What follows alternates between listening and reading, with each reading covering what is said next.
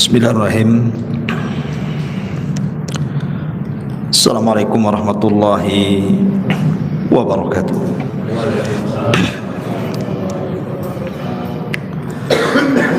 Alhamdulillah wassalatu wassalamu ala Rasulillah wa ala alihi wa sahbihi wa mawalah wa la hawla wa la quwwata illa billahi wa ba'd. Alhamdulillah, di malam hari ini kembali kita bisa duduk untuk berthalabul ilmi di Masjid Al-Fajri,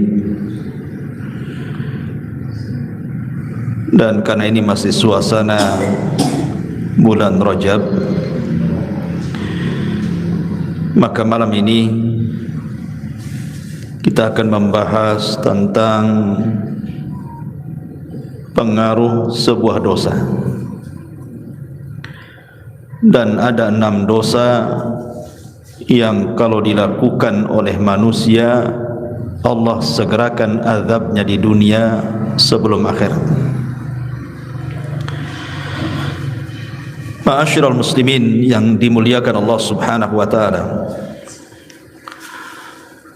Nabi sallallahu alaihi wasallam bersabda kepada Abi Dzar Al-Ghifari radhiyallahu anhu,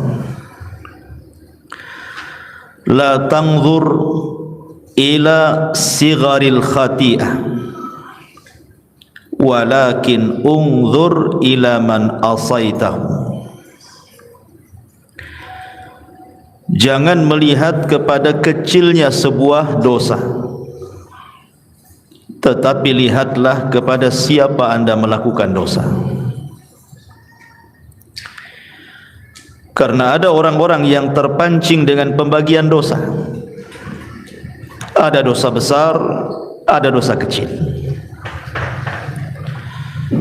sehingga kemudian ketika orang ini terfokus kepada pembagian dosa, ketika dia masuk kepada dosa kecil, dia mengatakan, ah, ini kan dosa kecil saja, belum sampai dosa besar. Maka Nabi SAW mengajarkan kaedah kepada kita, jangan lihat kecilnya dosa, tetapi lihatlah kepada siapa Anda melakukan dosa. Karena setiap dosa itu ada pengaruh di dunia. Ingat, Allah Subhanahu wa ta'ala itu memiliki tentara yang banyak.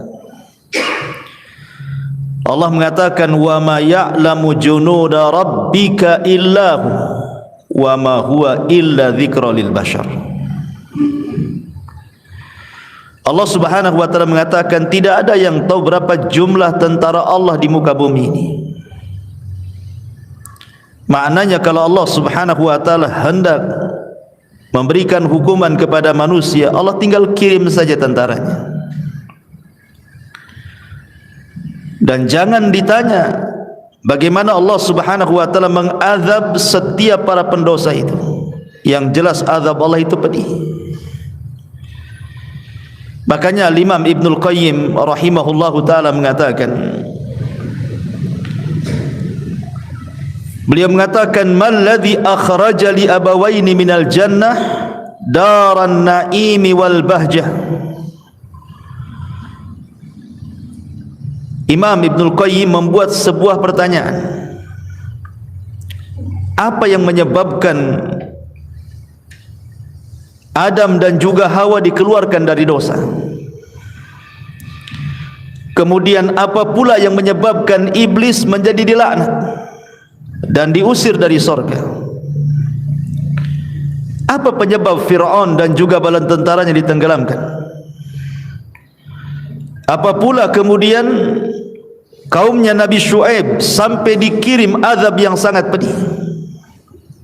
Qarun ditenggelamkan ke bumi.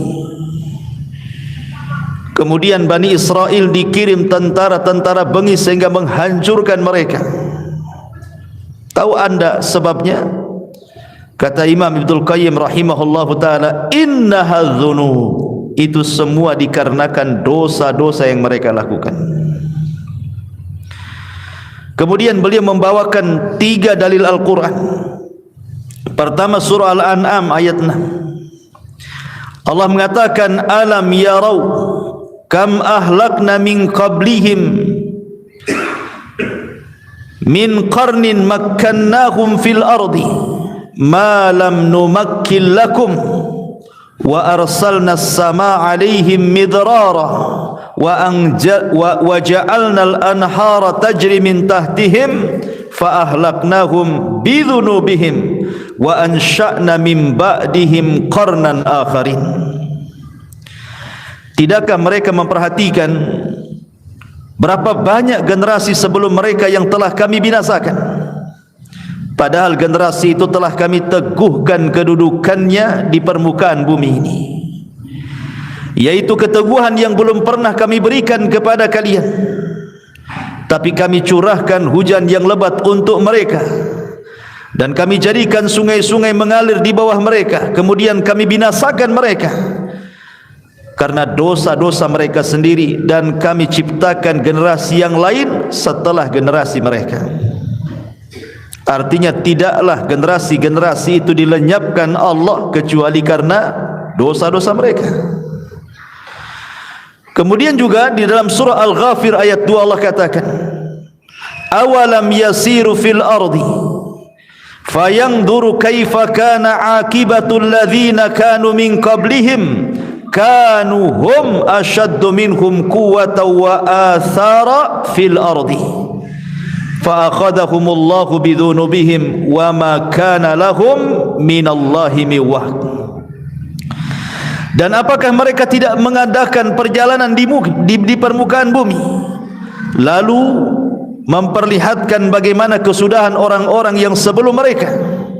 Orang-orang itu lebih hebat kekuatannya daripada mereka, dan lebih banyak peninggalan-peninggalan peradabannya di bumi, tetapi Allah azab mereka karena dosa-dosanya, dan tidak akan ada satu apapun yang melindungi mereka dari azab Allah Subhanahu wa taala.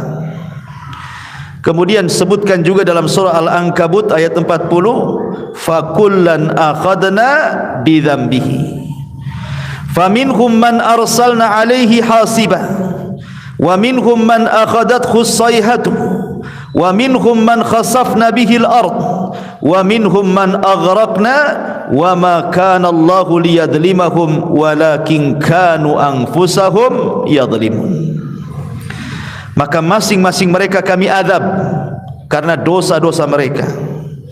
Di antara mereka ada yang kami timpakan kepadanya hujan batu, ada yang kami timpakan suara keras yang mengguntur, ada yang kami benamkan ke dalam bumi, dan ada pula yang kami tenggelamkan di lautan. Allah sama sekali tidak hendak menzalimi mereka, akan tetapi merekalah yang menzalimi diri-diri mereka sendiri.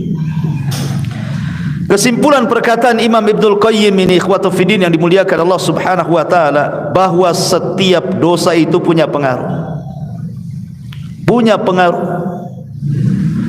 Kita lihat di masyarakat, ikhwan, karena pelajaran yang paling berharga itu adalah dengan melihat orang sekitar.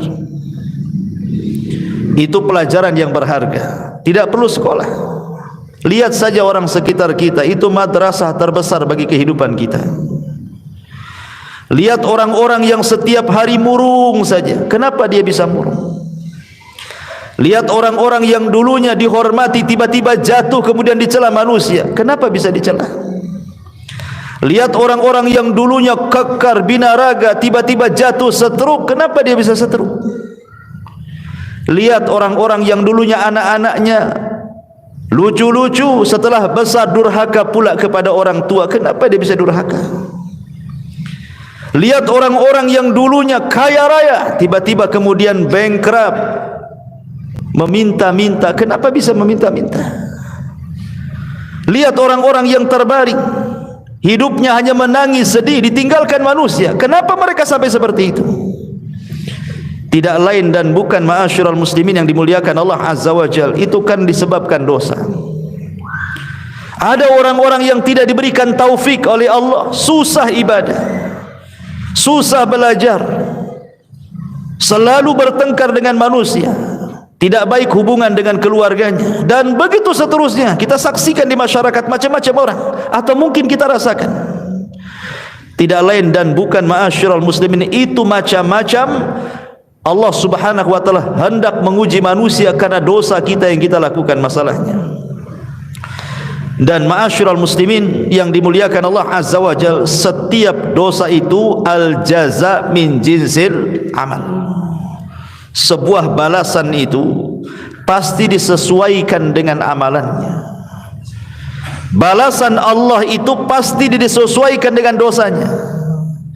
Perhatikan sabda Nabi sallallahu alaihi wasallam.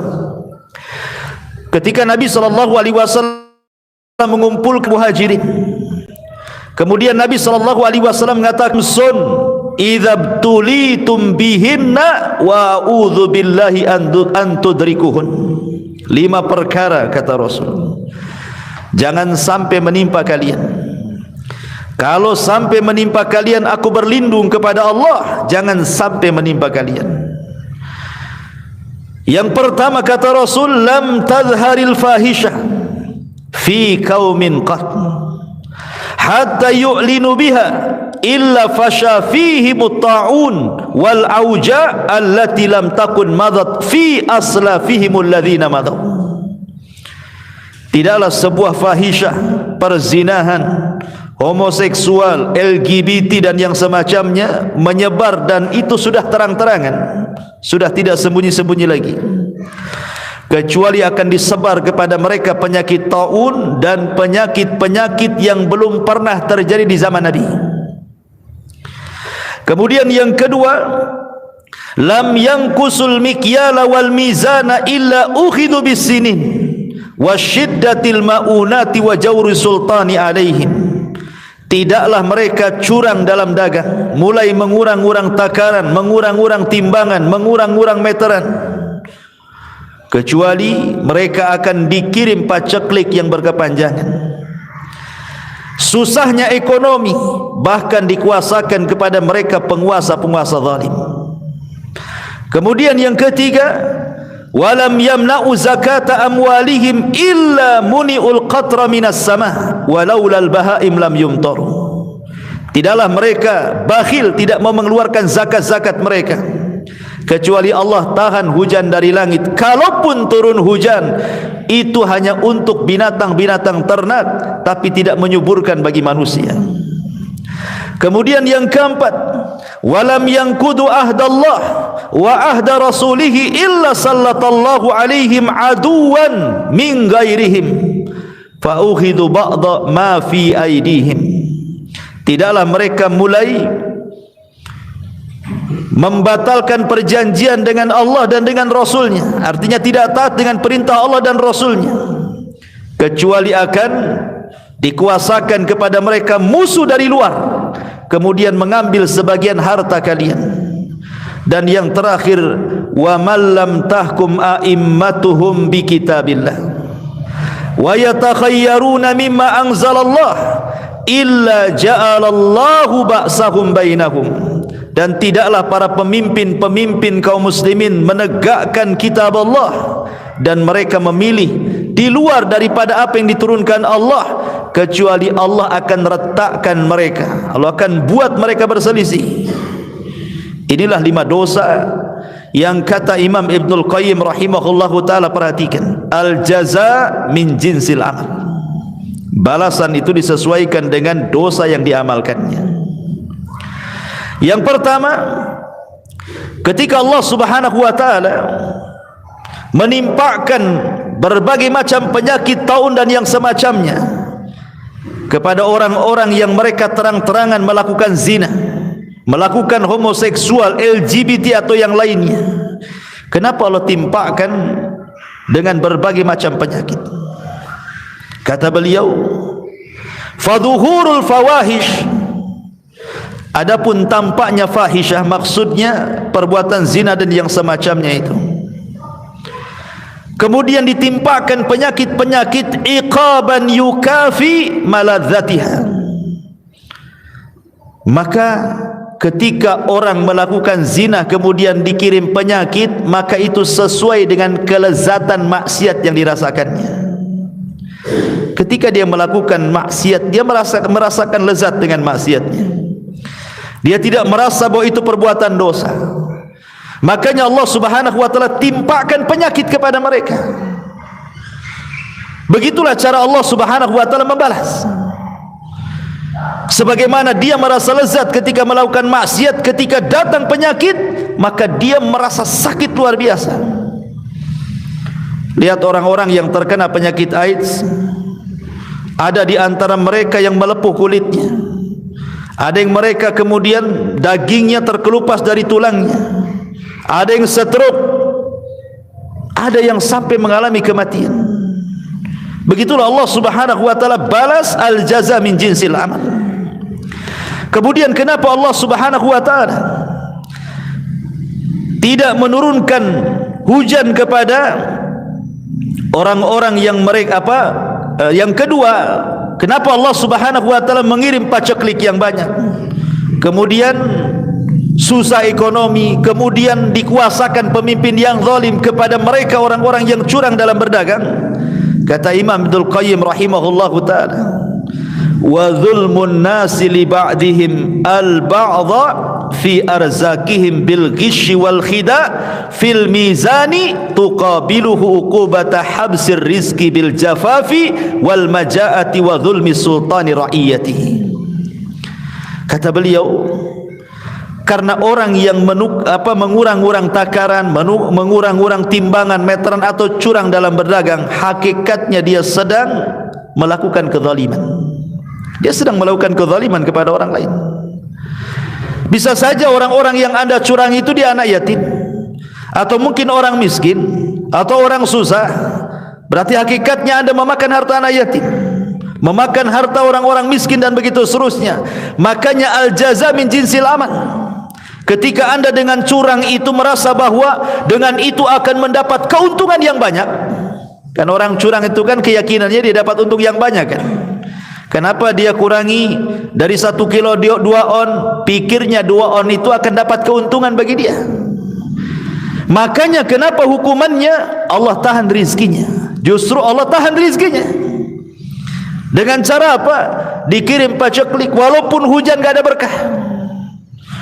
Kemudian dikirim kepada mereka susah ekonomi. Tujuannya ingin mendapatkan ekonomi, Allah persusah pula ekonominya. Kemudian dikirim para penguasa yang zalim, akhirnya membuat aturan-aturan menyusahkan masyarakat. Lihat bagaimana al-jaza min jinsil amal, kata Imam Ibnul Qayyim rahimahullahu ta'ala. Begitu juga wa man'un nasi li zakatihim, dan orang yang mencegah manusia untuk mengeluarkan zakatnya. Yu'aqibun nas alaihi bi uqubati min jinsihi min jinsi dzambihi. Kata Imam Ibnul Qayyim juga, maka Allah Subhanahu wa taala memberikan balasan sesuai dengan jenis dosanya. Ketika dia menahan zakat, Allah tahan juga hujan. Ketika mereka menahan, Allah tahan juga. Ketika mereka melepaskan zakat, Allah lepaskan hujannya. Kalaupun seandainya ada hujan itu bukan untuk kita, tetapi untuk binatang ternak saja. Kalau bukan karena binatang ternak, mungkin langit tidak akan hujan lagi. Adapun yang keempat, ketika Nabi SAW mengatakan, ketika mereka mulai memudarkan perjanjian Allah dengan Rasulnya, mulai mereka membantah Al-Quran dan Sunnah, tidak mau mengikuti perintah, menjauhi larangan, dan juga malah kemudian melakukan larangan, malah tidak menikmati yang dihalalkan, malah menikmati yang diharamkan. Maka kata Imam Ibnul Qayyim rahimahullahu ta'ala, maka mereka pun diberikan iqab sesuai dengan jenis dosanya. Apa jenis dosanya? Dikirim kepada mereka musuh dari luar. Karena kekuatan kaum muslimin itu, kalau mereka berpegang dengan Al-Quran dan Sunnah, ikhwan. Makanya kalau masjid-masjid kaum muslimin penuh di mana-mana, musuh-musuh Islam takut. Ketika anak-anak kaum muslimin sudah mereka kembali kepada Al-Quran, menghafal Al-Quran, kembali kepada hadis, menghafal hadis dan mempelajarinya, musuh-musuh Allah takut. Tapi ketika masjid mulai kosong, Al-Quran sudah tidak dipelajari, hadis dijauhi, Islam kemudian malah dibuat orang tidak suka, musuh senang, masuk musuh, akhirnya mencaplok sebagian kekuasaan kita. Al-jaza min jinsil amal. Dan yang terakhir, begitu juga ketika para pemimpin kita sudah tidak berhukum dengan hukum Allah, malah senang dengan hukum di luar daripada hukum Allah, dan mereka pilih pula itu pula hukum yang cocok bagi mereka, mereka tinggalkan Quran dan Sunnah, maka Allah akan buat berselisih, akan dibuat berselisih di antara mereka. Dan itu sudah terjadi di negeri kita kan, perselisihan antara kelompok ini dan kelompok itu, rebutan kekuasaan, sikut sana, sikut sini, ya kan? Sogok sana, sogok sini, celah sana, celah sini, bayar buzzer sana, bayar buzzer situ, kan itu ya. Akhirnya ribut negara. Ma'asyiral muslimin yang dimuliakan Allah Subhanahu wa taala. Dari sini menunjukkan bahwa apapun dosanya, baik umum seperti hadis ini, tetap ada pengaruhnya, apalagi khusus. Inilah yang kita akan bahas, dosa-dosa khusus, di mana Nabi SAW mengatakan ada 6 dosa yang kalau kita lakukan, maka Allah akan azab kita di dunia sebelum akhirat. Dan azab di dunia bukan menjadi kafarah bagi akhirat. Di akhirat tetap diazab, di dunia juga diazab. Subhanallah. Ma'asyiral muslimin yang dimuliakan Allah Azza wa Jalla, apa dosa yang disegerakan di dunia sebelum akhirat itu? Disebutkan dalam hadis Nabi sallallahu alaihi wasallam, yang pertama, Imam Abi Dawud, Tirmidzi, Ibnu Majah meriwayatkan sebuah hadis dari jalur Abi Bakrah radhiyallahu anhu. Nabi sallallahu alaihi wasallam bersabda, "Ma min dzambin ajdaru an yu'ajjilallahu li sahibihi al-'uqubata fid dunya ma'a ma yaddakhiruhu lahu fil akhirati mithlul baghi wa qati'atir rahimi." Dari Abi Bakrah radhiyallahu anhu, Nabi SAW bersabda, tidak ada satu dosa yang lebih pantas untuk disegerakan kepada pelakunya hukuman di dunia sebelum hukuman di akhirat, melainkan al-baghi wa qati'atir rahim. Pertama al-baghi, yang kedua qati'atur rahim. Hadis ini disahihkan oleh Syekh Nasiruddin Al-Albani rahimahullahu taala fi Sahih Abi Dawud. Jadi yang pertama al-baghi. Apa al-baghi? Al-baghi itu artinya az-zulmu, kezaliman. Kezaliman ini ikhwatu fillah muliakan Allah Subhanahu wa taala, sangat dibenci oleh Allah Subhanahu wa taala.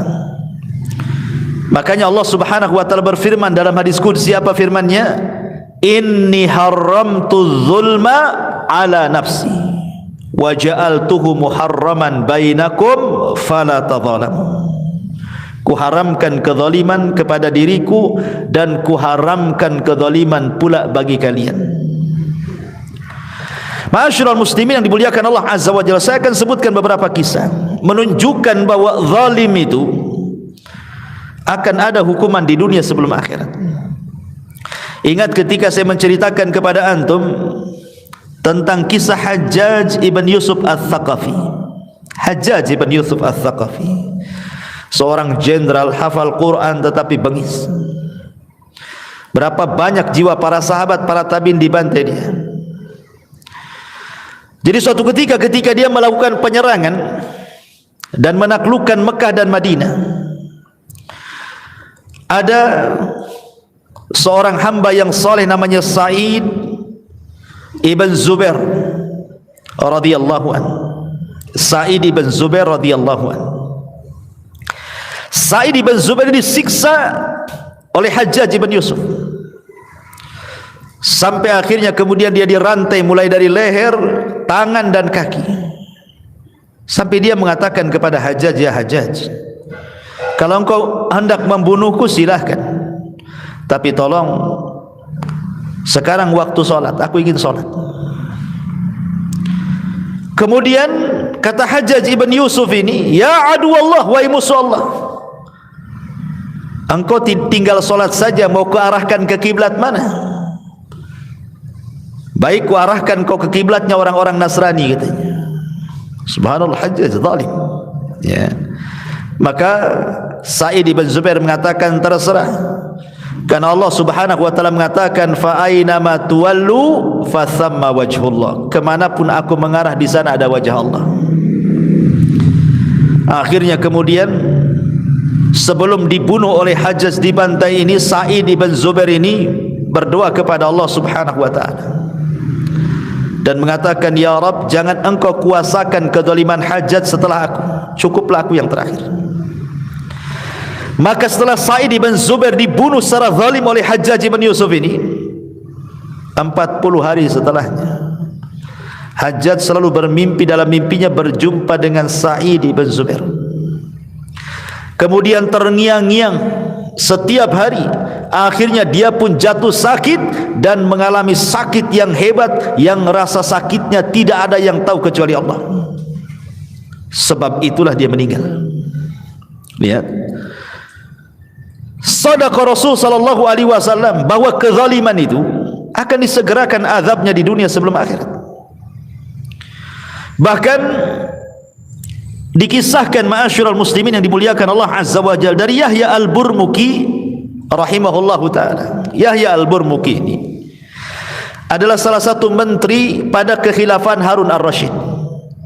Harun ar-Rasyid menjadikan Yahya al-Burmuki ini salah satu wazirnya, penasehatnya.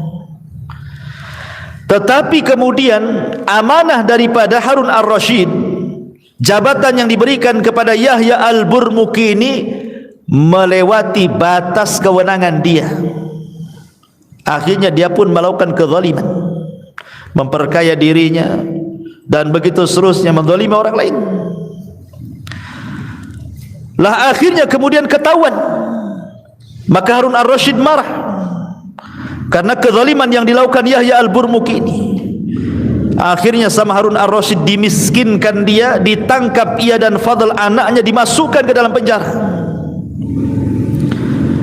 Dalam penjara anaknya tidak tahu menahu kenapa bapaknya dan dianya bisa masuk penjara.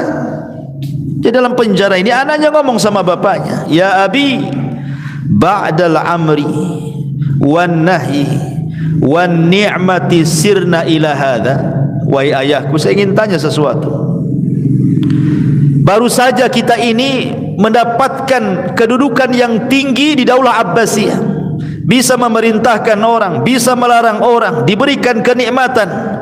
Tiba-tiba kami dalam penjara seperti ini, gelap gulita, sulit, susah. Ada apa wahai bapakku, katanya. Maka Yahya al-Burmuki mengatakan, ya bunai, hadhihi da'watul madlum sarat bilailin ghafalna anha walam yaghfalillahu anha. Wahai anakku, boleh jadi ini doa orang yang pernah kita zalimi, di mana doa itu melesat di malam hari, kita lupa dengan doa-doa itu, tapi Allah tidak lupa. Kita lalai dengan doa orang-orang yang kita zalimi, tapi Allah tidak lalai. Wala tahsabannallaha ghafilan amma ya'malu zalimun.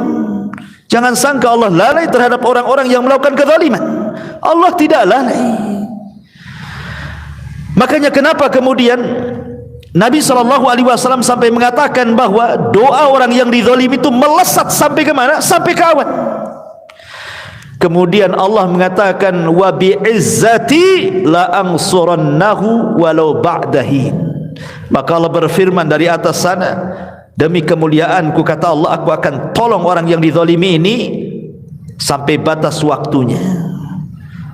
Sampai-sampai Imam Abdul Qayyim mengatakan, walaupun yang dizalimi itu orang kafir sekalipun, Allah akan tolong dia. Bukan karena Allah menolong kekafirannya, tidak, tapi Allah melihat dia di posisi orang yang dizalimi. Karena Allah tidak suka dengan kezaliman dan Allah suka keadilan. Makanya siapapun yang akan dizalimi, kemudian orang yang dizalimi berdoa kepada Allah Subhanahu wa taala, maka Allah akan ijabah, dan itu sebagai iqab bagi dia di dunia sebelum akhirat. Kecuali kalau dia bertobat kepada Allah Subhanahu wa taala sebelum kematiannya. Ma'asyiral muslimin yang dimuliakan Allah Subhanahu wa taala, makanya kenapa zalim itu sebuah kegelapan pada hari kiamat. Az-zulmu dzulumatun yaumal qiyamah. Kezaliman itu kegelapan pada hari kiamat. Ini yang pertama. Yang kedua, qati'atur rahim. Yang akan disegerakan hukumannya di dunia sebelum akhirat adalah orang yang memutuskan silaturahim. Dan yang paling besar dari memutuskan silaturahim adalah uququl walidain. Ketika seorang anak durhaka kepada orang tua, maka hukumannya akan disegerakan di dunia sebelum akhirat. Seorang syekh bercerita, syekh ini biasa berdakwah di penjara. Jadi suatu ketika syekh ini, ya sebagaimana rutinitas jadwal dia harus mengisi di penjara. Dia datang ke penjara. Rupanya di depan penjara itu adalah seorang ibu yang menangis. Menangis tidak henti-hentinya. Ditanya oleh syekh ini, "Ya ummah, wahai ibu, kenapa anda menangis?" Kemudian ibu ini mengatakan, "Sesungguhnya anakku di dalam sana," katanya. "Anakku di dalam sana." Akhirnya kemudian syekh ini membujuk ibu ini supaya tenang. Kemudian ibu ini mengatakan, menitipkan uang 300 real. "Ya syekh, sampaikanlah uang ini kepada anakku dalam sana." Kemudian syekh ini bertanya, "Bagaimana bisa anakku di penjara?"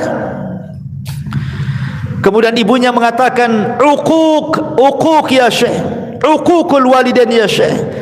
Durhaka kepada orang tua wahai syekh, durhaka kepada orang tua. Kata syekh ini, "Bagaimana bisa? Coba ceritakan."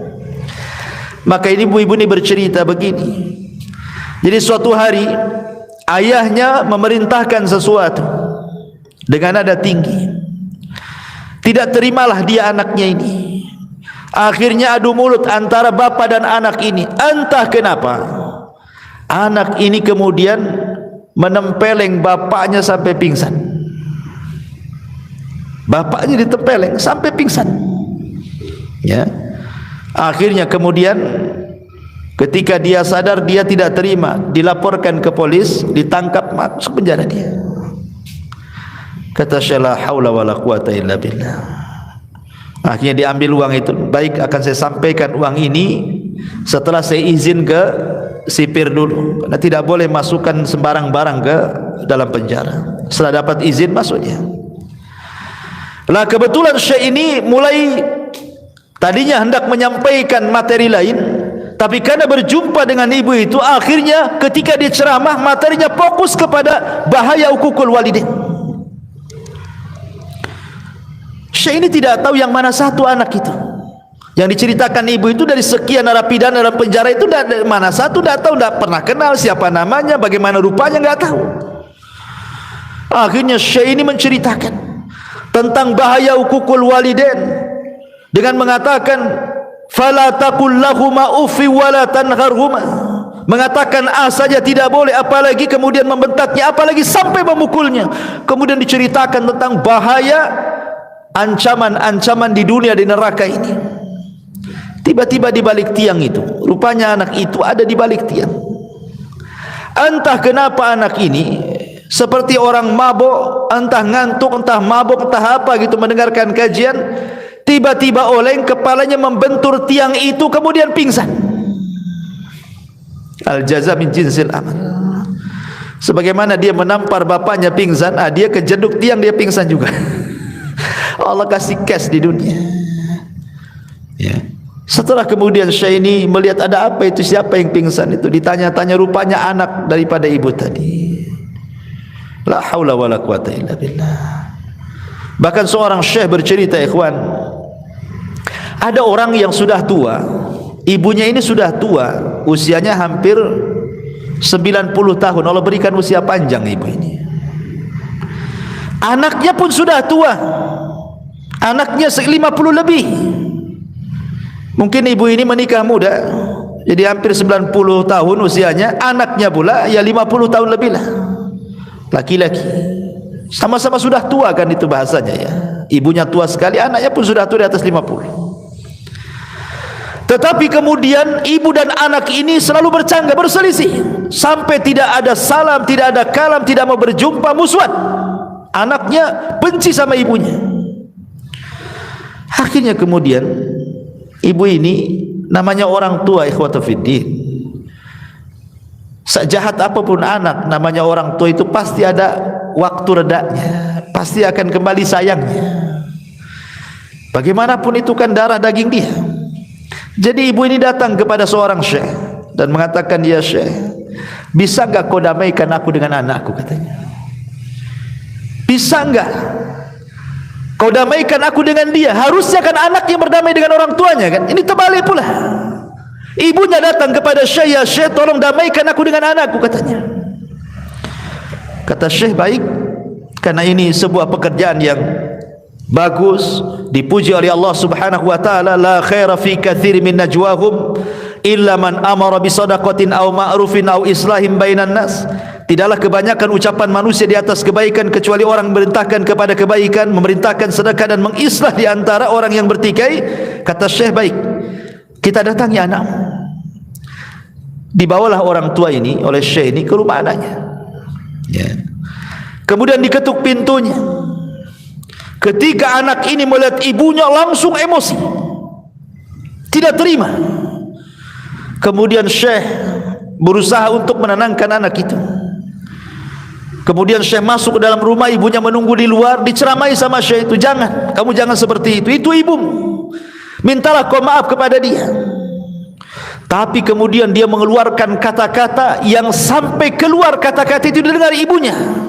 Ibunya sakit hati, ya. Dia tujuannya baik, mau berdamai, tiba-tiba malah dicela, dicaci, dimaki, sakit hatinya, dirobek hatinya. Akhirnya kekeh anak itu tidak mau minta maaf sama orang tuanya. Maka sebelum pulang, entah kenapa ibunya terlontar kalimat, ya Rabb, kama akhraqani, sebagaimana dia telah membakar hatiku, menjadi panas hatiku, menjadi hancur hatiku, katanya, maka bakarlah hatinya, katanya. Kemudian kata ibunya, ya syekh, pulang kita, katanya.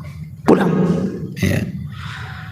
Baru sehari dua hari, entah kenapa kemudian anak itu mengalami sakit di dadanya, panas luar biasa, ya, panas.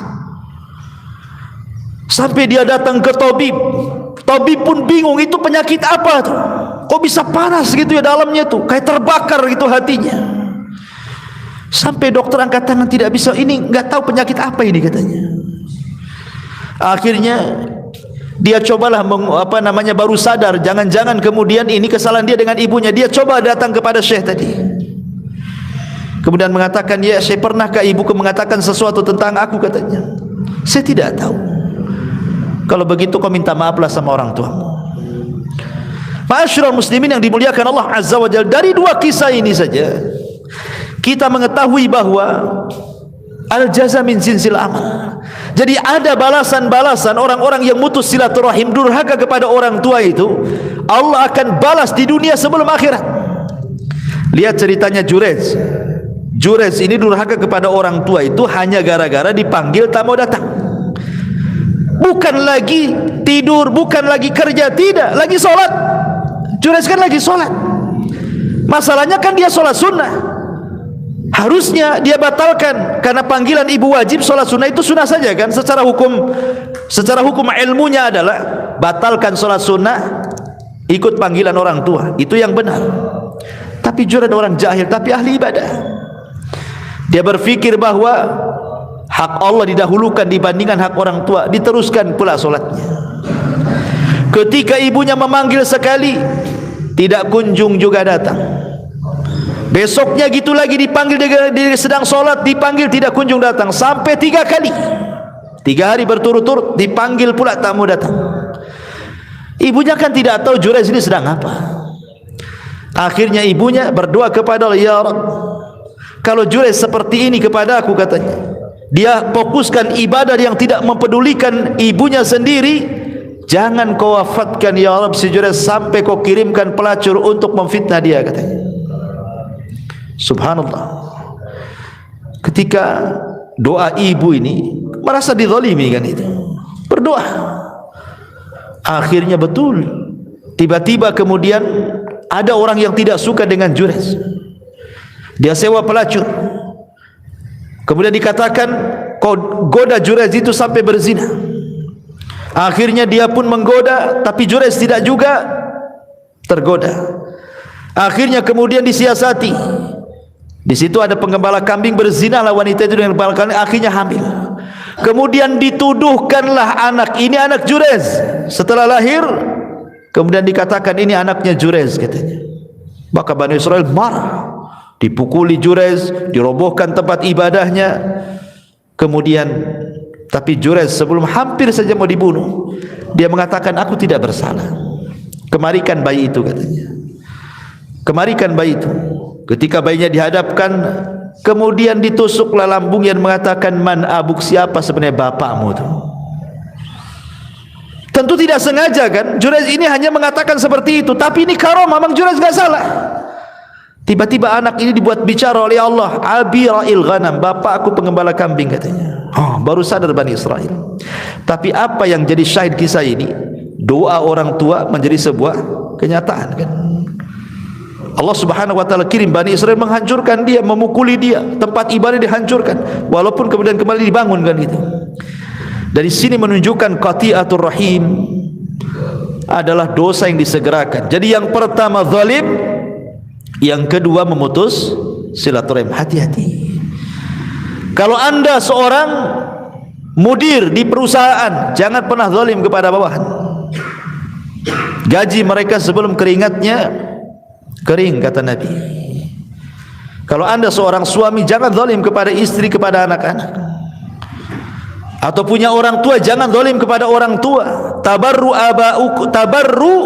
aba'akum tabarrukum abna'ukum, kata Rasul. Berbuat baiklah kepada orang tua kalian, nanti anak-anak kita berbuat baik sama kita. Kalau kita tidak berbuat baik sama orang tua kita, nanti anak-anak kita Allah kirim yang durhaka dengan kita. Betapa banyak anak-anak yang kita sayang waktu kecil, ketika dia sudah tua, kita sudah tua, anak-anak sudah besar, kita sakit, tidak ada yang peduli dengan kita, ikhwan. Banyak tuh orang-orang tua yang kayak gitu itu. Menyesal melahirkan anaknya itu. Setelah dia terbaring sakit, tidak ada satupun anak yang datang. Bahkan ada satu syekh itu bercerita.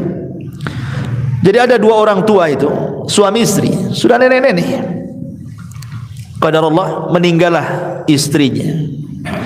Secara otomatis karena sudah tua bapaknya ini harus ikut kepada anak yang paling tua kan gitu, dibandingkan kepada anak-anak yang muda-muda karena semua sudah kawin. Akhirnya kemudian orang tua ini ngikut kepada anak yang paling tua. Sehari dua hari tidak ada masalah, seminggu dua minggu tidak ada masalah, sebulan dua bulan mulai ada masalah. Istrinya tidak suka dengan dia karena hidup satu rumah, ya. Entah kenapa istrinya kemudian ngomong sama suaminya setelah perdebatan yang panjang, meminta supaya bapaknya jangan tinggal di dalam rumah katanya. Lah kebetulan di samping rumah itu ada kamar khusus untuk sopir. Akhirnya disepakati, bagaimana kalau kita letakkan saja orang tua itu di kamar sopir saja. Jadi dia terpisah dari kehidupan kita di dalam. Akhirnya anaknya yang paling tua ini membujuk orang tuanya dan mengatakan sebaiknya bapak tinggal di luar saja. Itu ruangan lebih bagus, cahaya matahari masuk, angin juga masuk, macam-macam alasannya. Orang tua paham, namanya sudah tua. Sebenarnya paham, tidak mau berdebat saja dia. Ya. Akhirnya dibersihkanlah itu kamar supir itu, diletakkan di situ. Satu hari dua hari masih ditengok, dua tiga hari masih ditengok, sebulan dua bulan sudah mulai dicueki. Ya kadang ditengok kadang tidak. Memberi makan pun pada awalnya dengan piring, ya dikasih piring kemudian dikasih gelas gitu ya. Baik-baik dikirim tuh. Tapi lama-lama bosan. Terkadang pakai kresek, terkadang pakai piring, sudah tidak menghargai lagi. Ya. Sampai pada waktunya setelah berbulan-bulan, beberapa bulan, tidak sampai 1 tahun dia di rumah, di kamar supir itu, akhirnya sakit parah karena tidak pernah dibersihkan dengan bau busuk yang luar biasa di situ. Meninggallah kemudian ayahnya itu. Meninggal. Uququl walidain. Saya bayangkan. Lah ketika di hari ayahnya meninggal nih, akhirnya kemudian cucunya, anak daripada anak tertuanya ini, kemudian ikutlah membersihkan kamar itu karena mau ditempati supir lagi, dibersihkan. Ketika masuk, bau busuk yang luar biasa di dalam itu, sampah berserakan, nggak pernah disapu gitu. Lah anaknya ini kan punya anak, artinya cucu daripada si kakeknya yang meninggal tuh, masih kecil ya, sekitar 8 atau 7 tahunan. Masuklah ke kolong ranjang itu, tempat kakeknya tidur itu. Rupanya di situ ada piring dan gelas. Kemudian diambillah piring dan gelas itu, tiba-tiba dipeluknya. Kemudian ayahnya mengatakan, nak, lempar nak, itu piring kakekmu itu, dia sudah meninggal, sudah nggak ada gunanya, kotor nak, katanya. Tapi anak ini tidak mau melepaskan. Entah kenapa, mungkin Allah buat dia bicara dan mengatakan, tidak, aku ingin jadikan gelas dan piring ini untuk menyuapi engkau wahai ayahku jika engkau sakit, tidak sebagaimana kakek yang kau tidak pernah suapi dia, katanya. Subhanallah. Diingatkan sama anaknya yang umur 7 tahun. Bagaimana dia bisa ngomong begitu kalau Allah tidak bicara? Coba, Allah yang buat bicara anak itu ngomong begitu. Kadang anak-anak segitu kan polos ngomongnya. Dari situ dia menyesal, dipeluknya kasurnya, menyesal saat jadi-jadinya. Apa menunggu orang tua kita meninggal baru kita menyesal berbuat baik, ikhwan? Ya, ma'asyiral muslimin yang dimuliakan Allah Azza wa Jalla. Ini yang kedua. Yang ketiga, kata Nabi sallallahu alaihi wasallam, adalah al-khiyanatu wal kadhib. Dan yang keempat, yang ketiga dan keempat, yang ketiga al-khiyanat dan yang keempat al-kadhib. Dan itu berdasarkan hadis yang dikeluarkan al-Imam At-Tabrani. Ma min dzambin ajdar an yu'ajjilallahu ta'ala li sahibihi al-'uqubah fid dunya ma'a ma yaddakhiruhu lahu fil akhirah min qati'atir rahimi wal khiyanati wal kadhibi. Tidak ada dosa yang lebih patut untuk dipercepat siksaannya oleh Allah terhadap pelakunya di dunia sebelum di akhirat, kecuali orang-orang yang memutus silaturahim, berkhianat dan berdusta. Berkhianat dan berdusta. Ma'asyiral muslimin yang dimuliakan Allah Subhanahu wa taala, bicara tentang khianat. Khianat ini gambarannya umum, ikhwan. Berkhianat itu kan umum. Ya, dikasih harta, berkhianat dengan harta, tidak amanah dengan harta, dibelanjakan pula di jalan syaitan. Diberikan jabatan, tidak amanah dengan jabatannya, berbuat zalim kepada bawahan, berbuat zalim kepada rakyat, dan begitu seterusnya. Berkhianat. Ya. Makanya kenapa Nabi SAW menjadikan khianat itu adalah tanda-tanda dekatnya kiamat. Kata Nabi SAW, la taqumus sa'ah hatta yadhhar al-fushu wat-tafakhushu wa qati'atur rahimi wa su'ul mujawarati wa hatta yu'tamanul kha'in wa yukhawwanul amin. Tidak akan terjadi hari kiamat sehingga muncul perkataan keji, kebiasaan berkata keji, memutuskan kerabat, keburukan bertetangga, dan sehingga orang-orang khianat diberikan amanah, sedangkan orang-orang yang amanah dianggap berkhianat. Dan inilah harinya yang disabdakan Rasul itu. Di hari ini orang yang jujur itu langka, ikhwan. Susah cari orang jujur itu, karena memang aturan yang membuat kita tidak jujur kan. Buat KTP nembak, buat SIM nembak, buat vaksin nih, kartu vaksin nembak. Susah aturannya yang dibuat kita tidak jujur. Korupsi itu mulai dari atas sampai ke bawah, terstruktur. Ya. Orang itu susah cari, makanya jangan di zaman sekarang, di zaman Umar radhiyallahu anhu, itu di zaman sahabat loh.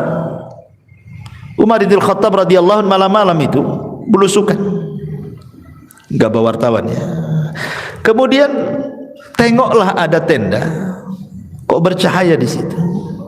Karena begini, ikhwan, gambaran di zaman Umar itu. Umar itu menyediakan tenda-tenda yang banyak. Untuk apa? Untuk orang-orang yang dari daerah ingin mengadu nasib ke kota, ke Madinah. Jadi fasilitasi tempatnya itu.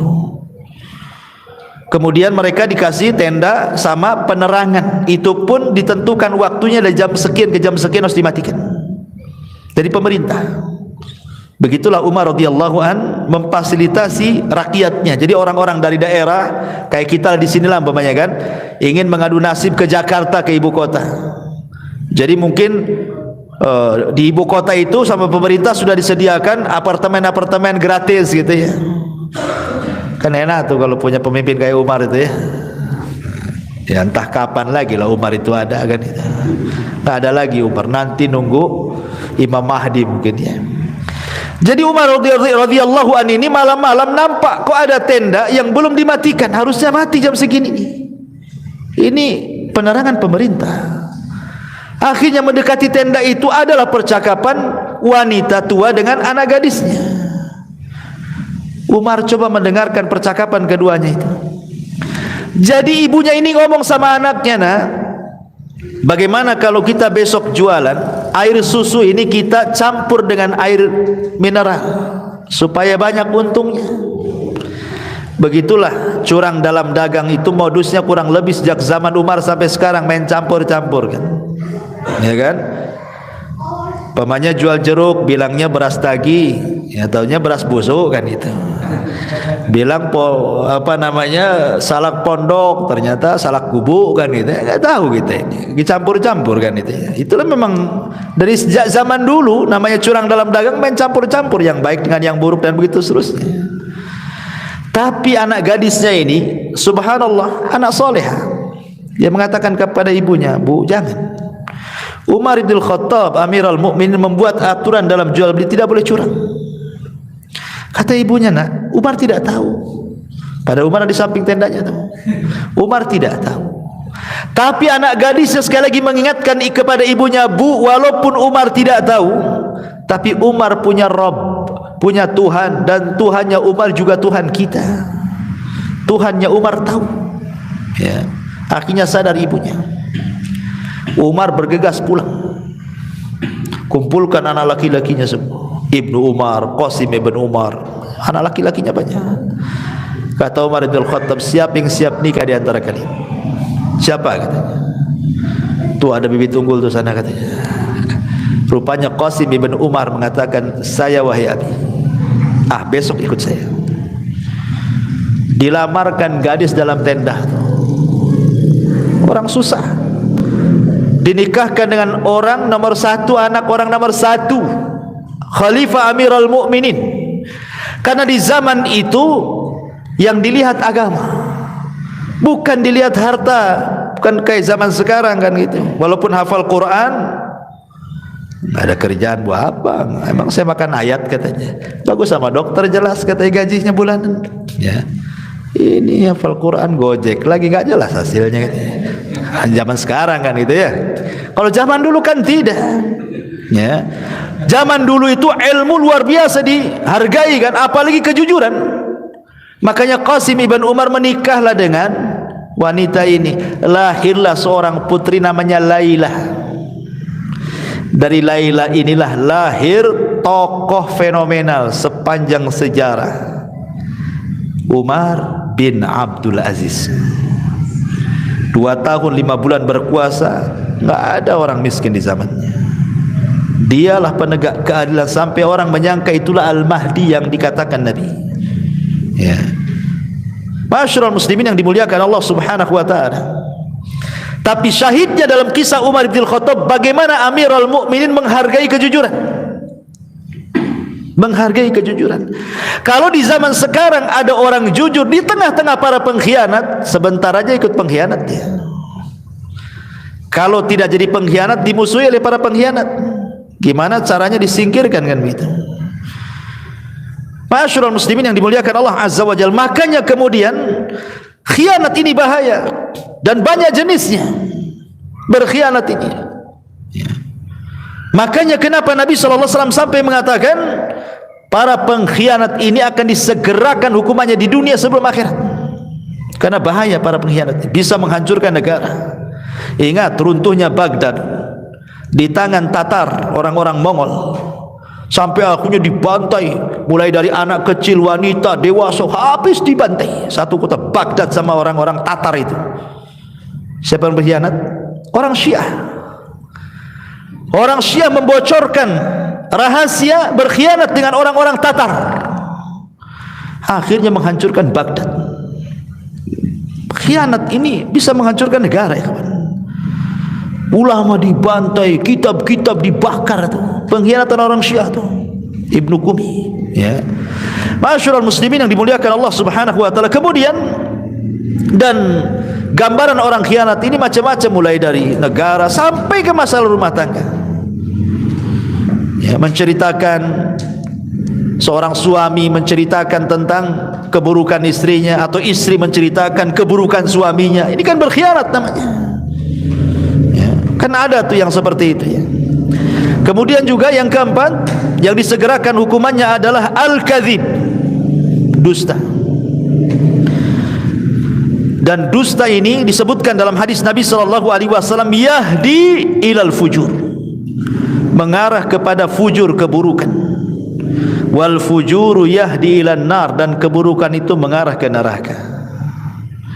Dan ingat, biasanya orang yang suka berdusta itu tidak akan tenang hidupnya, tidak akan tenang. Lihat orang-orang yang punya hutang tak bayar, setiap ditagih ngeles, nggak akan tenang hidupnya.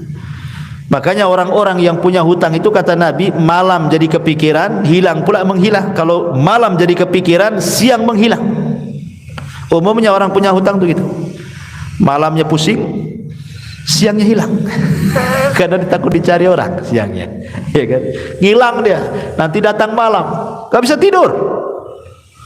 Itulah sudah ukubah dia, itu sudah dirasakan dia tuh. Kenapa? Karena biasanya orang-orang seperti ini suka dusta. Suka dusta orang seperti ini.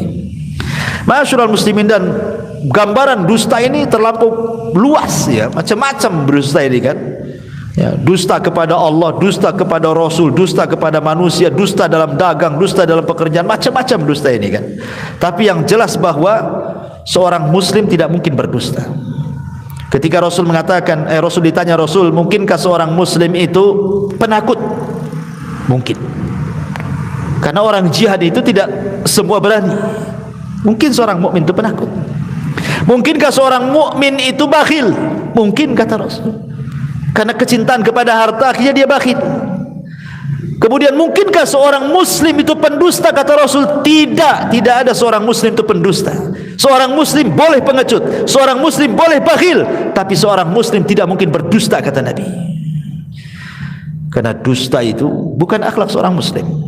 Ya, makanya kenapa kemudian ini pun hukumannya disegerakan sebelum di akhirat. Hati-hati, jangan suka berdusta. Kemudian yang nomor 5 adalah mahabbatu isya'atil fahisha, suka menyebarkan habar-habar buruk.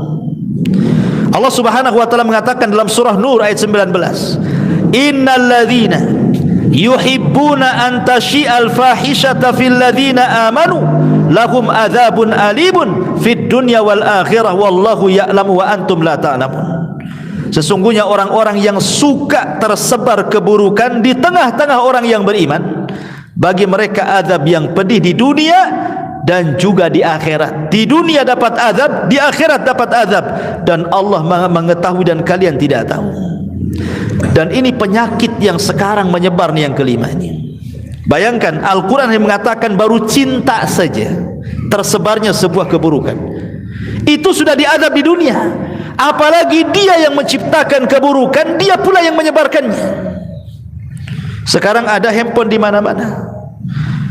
Terkadang-kadang kalau dia orang awam, tidak tahu apa-apa gitu kan, buat konten.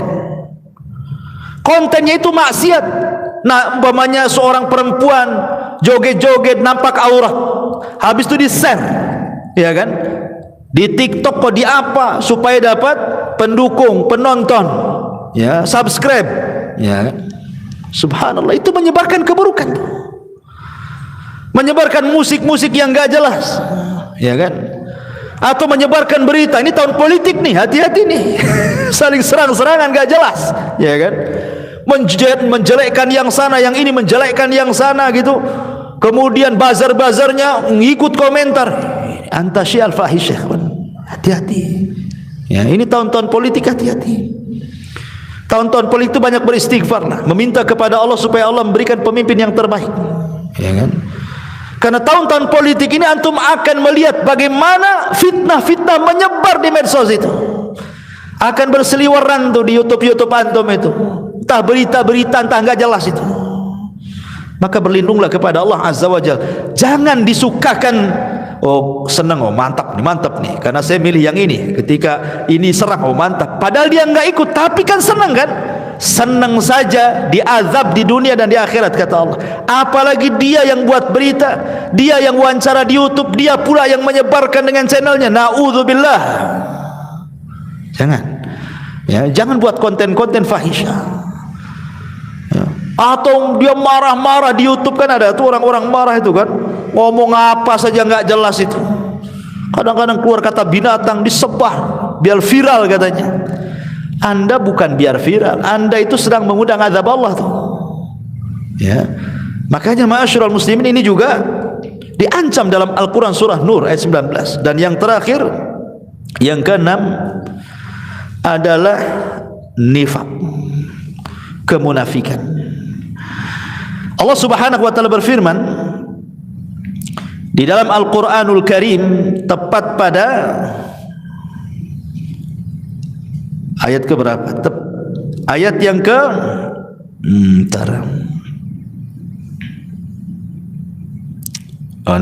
ya. Allah Subhanahu wa taala mengatakan ketika menyebutkan orang-orang munafik, yahlifuna billahi ma qalu. At-Taubah 74. Walaqad qalu kalimatal kufri wa kafaru ba'da islamihim wa hammu bima lam yanalu wa ma naqamu illa an aghnahumullahu wa rasuluhu min fadli fa in yatubu yaku khairan lahum wa in yatawallaw yu'adzibhumullahu adzaban aliman fid dunya wal akhirah. Orang-orang yang mereka bersumpah dengan nama Allah, apa yang mereka katakan, dan sungguh mereka telah mengatakan dengan kalimat kekufuran, dan mereka telah kufur setelah keislaman mereka. Maka di ujung ayat Allah mengatakan kalau mereka tobat itu lebih baik, tapi kalau tidak tobat bagi mereka azab di dunia dan di akhirat. Dan orang-orang munafik di zaman sekarang tersebar, ikhwan, masya Allah. Ada orang jahil mengomentari orang alim. Orang jahil bicara soal Islam, kan banyak di sekarang nih. Entah ngomong apa tuh, kayak dia tahu aja soal Islam tuh. Ya. Kemudian menyatut-nyatut dalil. Mungkin baca Quran saja belepotan tidak bisa kan, tapi seolah-olah dia peneliti hebat, komentator gitu ya, seolah-olah punya ilmu dalam agama. Kalau anda tidak punya ilmu agama, diamlah. Anda kan bukan bidangnya. Karena bagaimanapun Rasul mengatakan idza wusidal amru ila ghairi ahli fantadirisah. Apapun kalau sudah diserahkan kepada yang bukan ahlinya, itu tunggu aja kehancurannya tuh. Islam hancur itu bukan orang luar yang menghancurkan, tapi orang dalam yang munafik yang menghancurkan. Disebarnya Islam-Islam yang kita kenal liberal hari ini contohnya kan, menyamakan agama itu semua sama. Sampai kemudian juga akhirnya dibentur-benturkan Islam itu dengan perkara-perkara yang memang sebenarnya tidak ada berbenturan. Contoh umpamanya ketika datang Natal, kita kan disuruh menghormati orang-orang di luar daripada Islam selama mereka tidak menyerang kita, tidak memerangi kita. Antabarruhum wa tuqsitu ilaihim, kata Allah, untuk berbuat baik kepada mereka dan berbuat adil kepada mereka. Kita disuruh. Tapi kita punya kalimat lakum dinukum waliyadin. Bukan berarti ketika mereka buat acara kita ikut terlibat, ikut pakai atribut mereka, ikut mengucapkan selamat mereka. Coba bayangkan, ternyata orang-orang di luar Islam pun sebenarnya, kalaupun orang Islam tidak ngomong seperti itu pun, mereka tidak sakit hati. Yang sakit hati itu gerombolan orang-orang sakit hati dalam Islam mana? Disalah-salahkan pula kita yang memfatwakan jelas-jelas ulama mengharamkan. Malah kita pula tidak dikatakan ini enggak nasionalis nih katanya. Mecah belah. Subhanallah ikhwan. Orang yang menjaga keyakinannya dibilang memecah belah. Harus dibedakan ikhwan. Masalah toleransi dengan antar umat beragama itu dalam Islam jangan diajarkan masalah ini. Islam paling lengkap. Jangan ajarkan kita soal toleransi. Quran dan Sunnah sudah mengajarkan sedemikian rupa. Ya. Nabi itu hidup di tengah-tengah orang Yahudi loh. Bukan hidup langsung ke Madinah jadi negara Islam, tidak. Pernah hidup bersama orang Yahudi, orang Nasrani, orang musyrik. Rasul lihat bagaimana mengajarkan kepada kita hidup di tengah-tengah antar umat beragama kan. Semua ada ilmunya, ya. Tetapi orang-orang ini wallahu a'lam. Salat ke mereka tak salat kita tidak tahu. Hanya model handphone, kemudian di depan handphone nongkrong tak ngomong apa-apa. Itu kan gitu ya. Dia tidak sadar handphone ini sebenarnya cuman ada dua kegunaannya.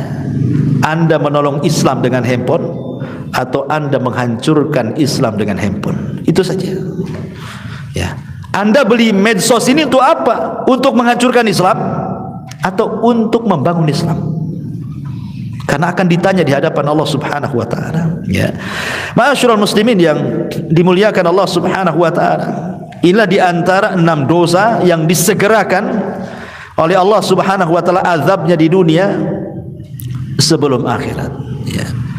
Adapun pengaruh-pengaruh dosa itu sudah banyak dijelaskan oleh para ulama seperti Al-Imam Ibnul Qayyim rahimahullahu taala menjelaskan tentang athar adzunub, bagaimana dosa itu punya pengaruh yang luar biasa baik kepada individu ataupun kepada masyarakat. Lihat dalam sebuah kisah yang pernah saya kisahkan, kisah di zaman Bani Israel kan. Kisah Israiliyat sebenarnya. Ya, sebagai penyedap saja. Riwayatnya juga masih diteliti. Tapi ini masyhur, diletakkan di kitab-kitab tafsir. Jadi ketika Nabi Musa ini sedang mengalami paceklik hebat, tidak turun hujan. Akhirnya kemudian mengajak Bani Israel ke tengah lapangan. Musa itu kalimullah ikhwan, Nabi yang biasa berdialog dengan Allah. Setelah melaksanakan istisqa dengan Bani Israel, awan pula bukannya hitam malah makin putih. Enggak dikabulkan kan itu ya. Harusnya minta hujan tuh awan hitam, turun hujan. Ini yang minta Nabi Musa, bukan orang biasa. Sehingga Nabi Musa berkata berdialog dengan, ya Rabb, kenapa kau tidak kabulkan permintaan kami dan Bani Israel? Allah mengatakan, ya Musa, tidak bisa, karena di tengah-tengah umatmu ada satu orang, dia bermaksiat 40 tahun dan dia belum bertobat kepada Allah. Kalau engkau mau, keluarkan orang itu dari lapangan, usir dia. Kata Musa, siapa namanya? Oh, tidak bisa, saya tidak akan menyebut namanya. Kau tinggal berteriak saja di hadapan orang-orang.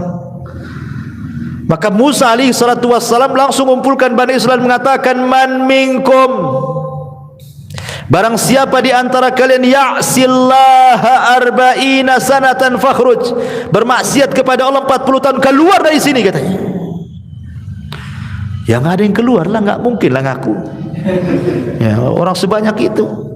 Rupanya ada pula lah yang mungkin merasa dirinya, karena dia juga 40 tahun belum pernah bertobat, karena malu dia, kemudian serbannya ditutup di kepalanya, dia menunduk dia.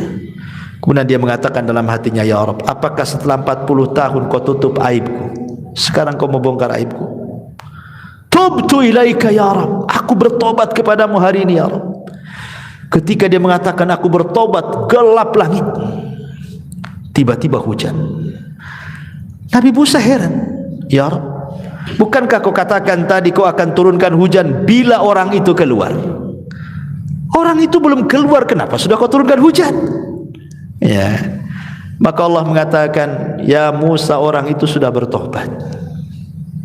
Ya Rabb, kata Musa, siapa orang itu? Saya ingin tahu.